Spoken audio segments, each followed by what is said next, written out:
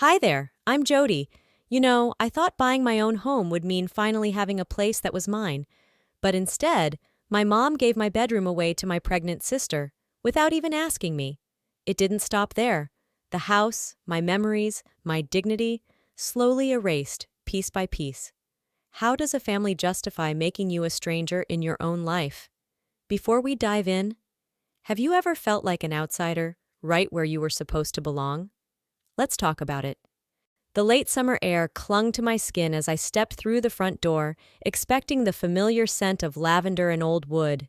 Instead, the sharp tang of fresh paint and baby powder greeted me. I paused, setting my bag down quietly, a hollow unease blooming in my chest. From the hallway, I caught sight of movement. Darlene, my mother, and Carissa, my sister, bustling around with armfuls of baby gear. Cribs, tiny clothes, pastel blankets. They were carrying it all, into my master bedroom. I opened my mouth, but no sound came out. My feet rooted to the spot as Darlene turned to me with a placid smile, her voice as sweet as syrup. "We thought it would be best," she said, smoothing a blanket with a practiced hand. "Carissa needs the space more than you." My heart stuttered in my chest. I forced a swallow, blinking hard against the disbelief. I managed to step forward, feeling like a ghost in my own home. But my voice cracked. Darlene didn't hear it or pretended not to. "You still have the office, sweetheart. It's just a room. Just a room." I nodded mutely, feeling the invisible hands push me aside. My legs carried me automatically to the tiny office down the hall, the one I had so carefully curated for my work. Now it was crammed with leftover furniture, boxes stacked haphazardly, an old folding chair leaning against the wall. I closed the door behind me and leaned my forehead against it, the coolness of the wood grounding me. This house, the one I had bled for, worked for, dreamed of, was slipping from my grasp. Later that night, I lay curled on the futon, the fan humming weakly above me. Sleep refused to come. My mind wandered back to the early days, the excitement of building this life, choosing that master bedroom for the way the morning light would pour in. The walls I had painted myself, the bed I had assembled with trembling hands. It was all theirs now. 3 days passed before the second blow landed. I found it while taking out the trash. My grandmother's antique lamp, shattered, tossed carelessly beside a broken box fan. I stood there, the plastic bag dangling from my hand, staring at the splintered ceramic and frayed cord like it was a body. Carissa breezed by, not even glancing at me. "It was ugly and in the way," she said with a shrug, as if that explained everything. I wanted to scream, to ask how she could be so careless, so thoughtless, but the words stuck like glue to the back of my throat. Instead, I knelt down and gathered the pieces with shaking hands, the jagged edges biting into my skin. That night, sitting on the edge of the futon in my makeshift room, I turned the shards over and over in my hands. The room smelled of dust and faded dreams. A single street lamp outside threw thin light across the floor, slicing the darkness into cruel angles. "This house doesn't feel like home anymore," I whispered to no one. The pieces of the lamp lay cold in my lap, as broken as the promises we once pretended to keep. The air had shifted by early fall, cooler now, whispering through the cracked windows and weaving itself into the growing silence of the house. I thought, maybe foolishly, that the broken lamp would mean something to my mother, that it would remind her, even if just faintly, of what had been lost.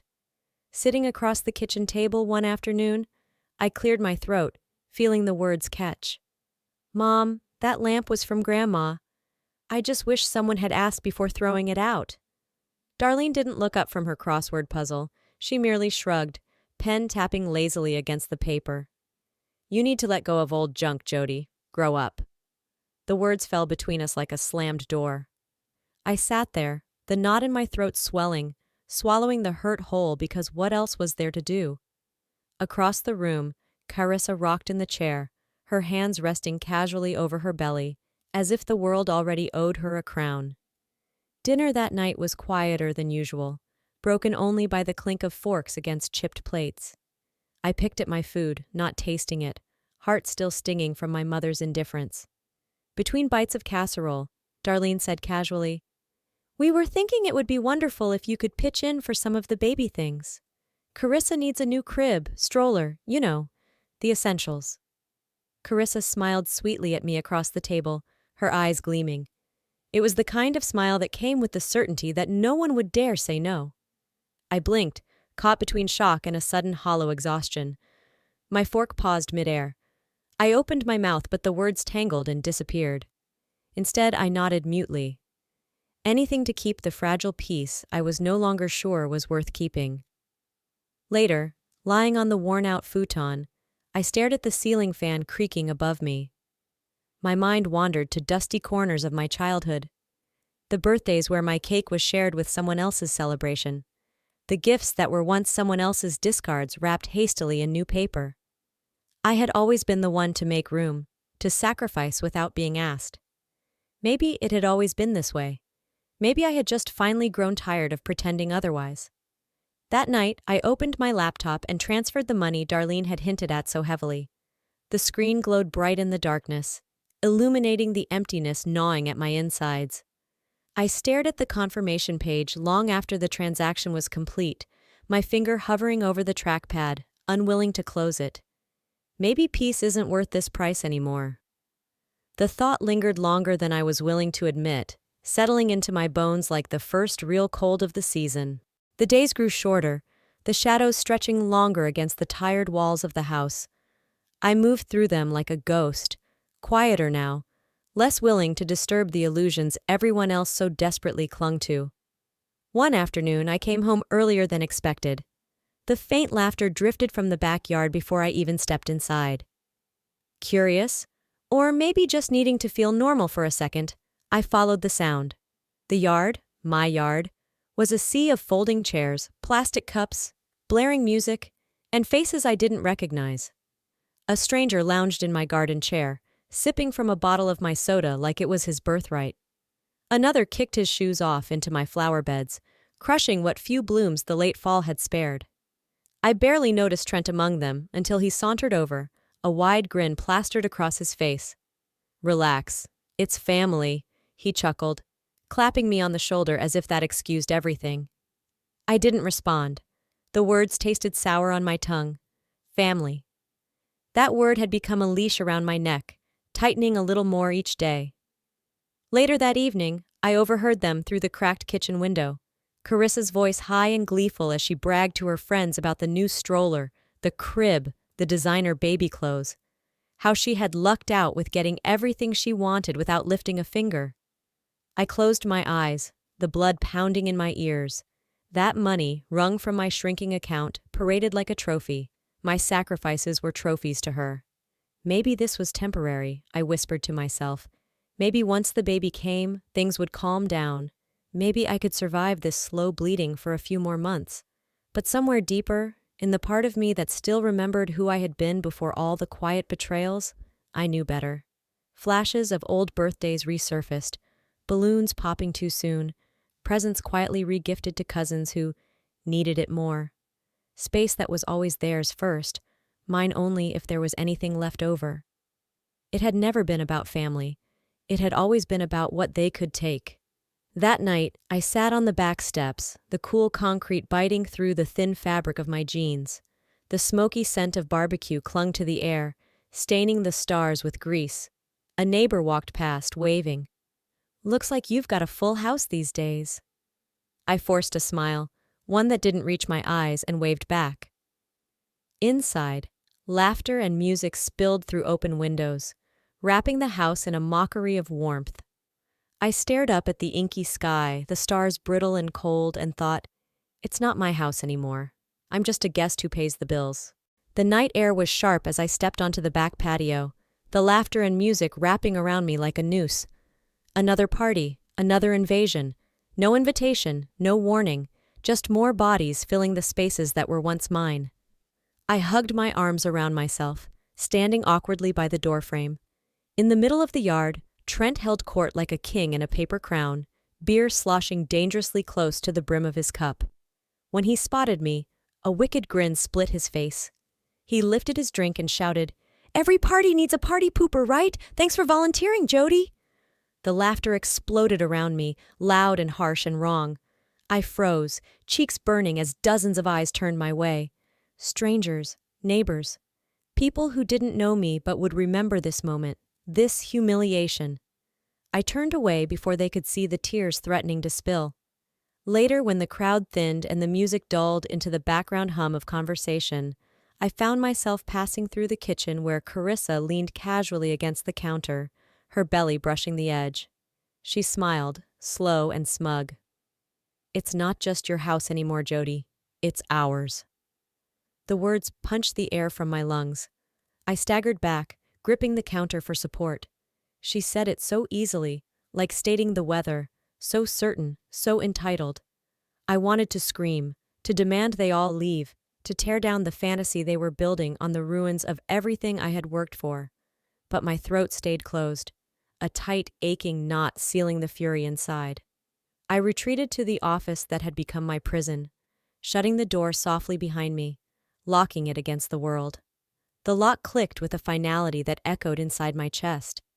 Sitting on the floor, I pulled my knees to my chest and stared at the faint crack in the drywall, the one I had always meant to fix but never had the time for. The crack seemed bigger now. Flashbacks clawed their way up from the dark.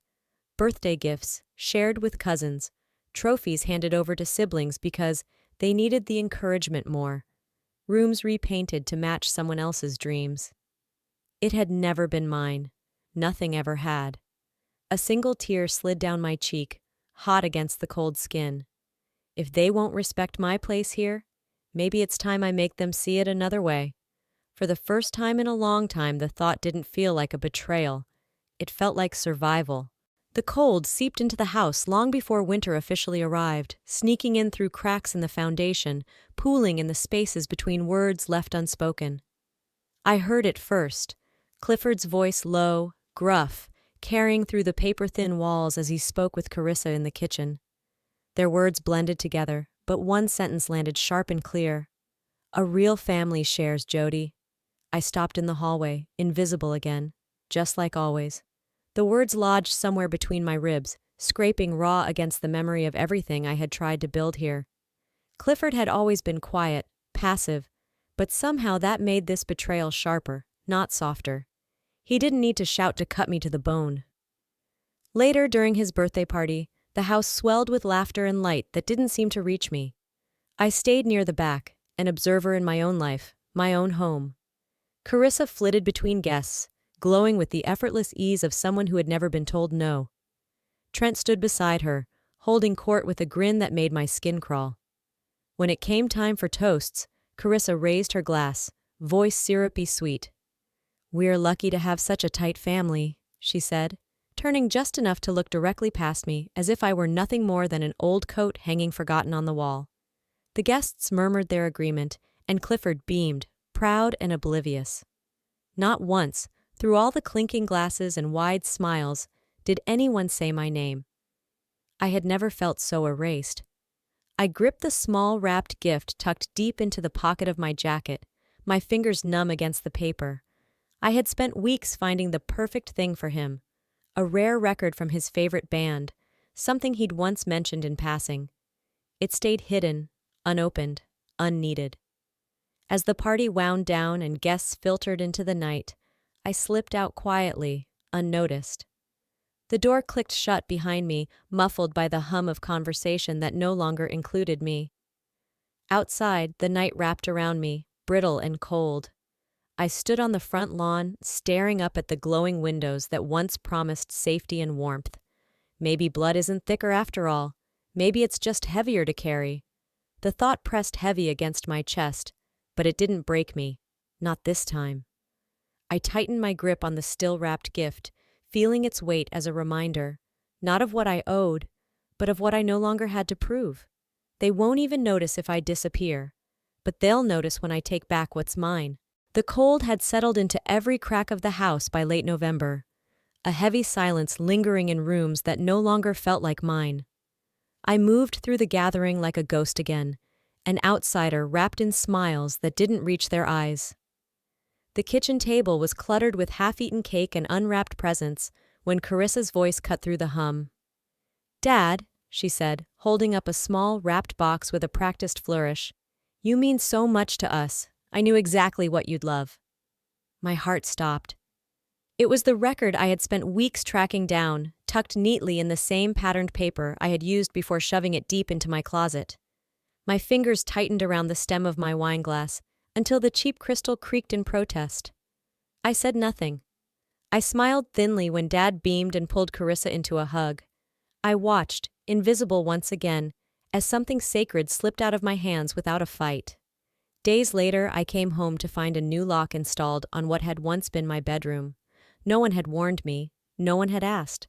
A handwritten sign taped to the door read, "Baby's room, do not enter." The hallway was cluttered with boxes, my boxes, shoved into corners, crushed under the weight of baby furniture and discarded bags. My old diploma, the one I'd worked so hard for, lay cracked and dusty at the top of a pile. I stood there for a long time, the cold seeping through my socks into my bones. In that moment, something broke. Not loudly, not violently, but quietly, finally. Later that night, I sat cross-legged on the thin carpet of my office-turned bedroom, documenting everything. Dates, actions, words, every small betrayal, no matter how petty it seemed. A tiny rebellion at first. But it was mine. They thought they had buried me under obligations and guilt, under the facade of family dinners and forced smiles. They thought sealing off my space would seal off my spirit. Standing in that narrow hallway, staring at the locked door with its cheerful sign, I realized they hadn't buried me. They had just given me a reason to rise. The evenings darkened earlier now, wrapping the house in a cold, heavy silence that no amount of forced laughter could cut through. I opened the door to what used to be my office and stopped dead in the threshold. Trash, dirty laundry, splintered chairs and broken plastic bins, piles of junk everywhere, stacked on top of my remaining possessions like an afterthought.